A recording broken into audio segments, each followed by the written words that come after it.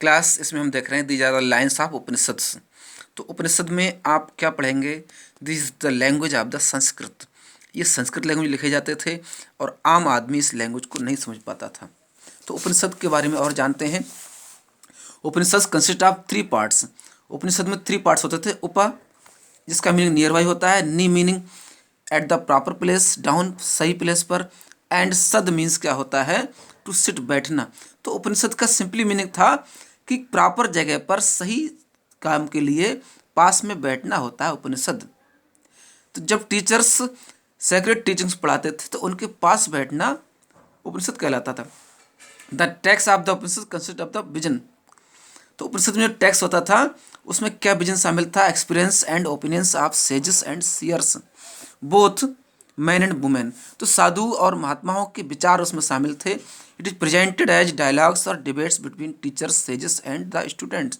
तो उसमें टीचर्स और स्टूडेंट के बीच डायलॉग प्रेजेंट हुआ करते थे। अब मेन पॉइंट पर अगले पे चलते हैं। देखिए, over 200 Upanishad have been survived to this day.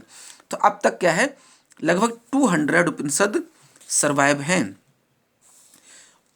Of them often 14 are considered to be the most important. जिनमें 14 सबसे इंपॉर्टेंट उपनिषद कौन कौन से हैं, इनके नेम्स जानेंगे। ये आपको लर्न करने पड़ सकते हैं। ठीक है, देखिए, ईसा, केना, कथा, प्रश्न, मुंडका, ठीक है, मंडुक्य, तैत्तिरीय, ऐत्रेय, छंदोग्य, ठीक है, बृहदारण्यका, श्वेतपात्रा, यानी कौस्तिकी, महानारायणा एंड मैत्री। तो ये सभी 14 मेन उपनिषद थे। ब्राह्मण एंड आत्मन क्या होता था? देखिए, the concept of Brahman and Atman are central ideas in the Upanishads. तो उपनिषद में ब्राह्मण और आत्मन का विचार क्या था? वो एक सेंट्रल आइडिया होता था। Sage and seers used these concept to describe what is permanent in the universe. साधु और उनके संत जो होते थे वो इस बात को डिस्क्राइब करते थे कि यूनिवर्स में परमानेंट क्या है। Atman is described as the individual soul. तो आत्मा को एक इंडिविजुअल सोल के रूप में डिस्क्राइब किया गया है। And Brahman is refer to the as the universal soul, और ब्राह्मण को यूनिवर्सल सोल माना गया। तो Brahman represent the ultimate reality of the universe. तो ब्राह्मण यूनिवर्स की एक अल्टीमेट रियलिटी को रिप्रेजेंट करते हैं।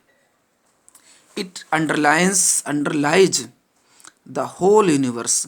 तो ये ब्राह्मणवाद जो है, ब्राह्मण्स पूरे यूनिवर्स में छाए हुए हैं। It is the life force which is the subtle essence of everything.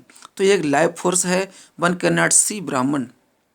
तो कोई भी ब्राह्मण को देख नहीं सकता। It does not change, it is the cause of all changes. ये चेंज नहीं होते लेकिन ये सभी चेंजेस का कॉज हैं। तो आत्मन और ब्राह्मण का वर्णन उपनिषद में बढ़ चढ़कर किया गया है। ठीक, नेक्स्ट टॉपिक पर हम आते हैं। देखिए, उपनिषद थिंकर्स। उपनिषदिक थिंकर्स कौन से थे? Thinkers generally the Upanishad contain thoughts of male thinkers. Generally Upanishad में मेल थिंकर्स के विचार होते थे, स्पेशली ब्राह्मण्स और राजास के।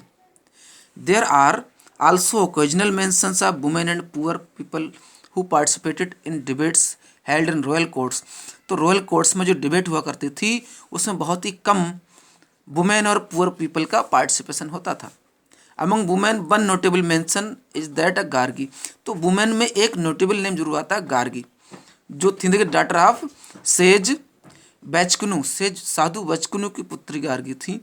इन Vedic literature she finds mention as a great philosopher and renowned expounder of the Vedas.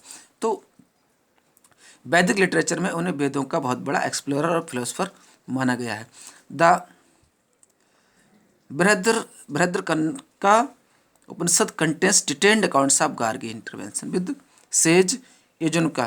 तो इस साधु यजुनका के साथ बृहद्रकनिका में उपनिषद में गार्गी के बारे में बहुत कुछ दिया गया है। तो यहाँ पर दूसरा पॉइंट देखिए, against Satyakama Jabala named after his mother. The slave women Jabali was concept as the student by a Brahmin teacher named Gautam. अब आगे देखिए, जो नेक्स्ट रिलीजन शुरू होता है। इन उपनिषद और वेदों की वजह से सोसाइटी में एक डिस्टर्बेंस था। एक सोसाइटी ऐसी थी जिसमें लोगों को धर्म के बारे में जानने का कुछ अधिकार ही नहीं था, संस्कृत लैंग्वेज नहीं सीख पाते थे, जैसा कि ये लैंग्वेज आप देख रहे हैं। तो कुछ जो लोअर कैटेगरीज थे और वर्ग थे जिन्हें धर्म का ज्ञान ही नहीं था, तो उन्होंने अपने दूसरे धर्म बनाए। Buddhism is the another religion. तो इसको नेक्स्ट वीडियो में देखते हैं।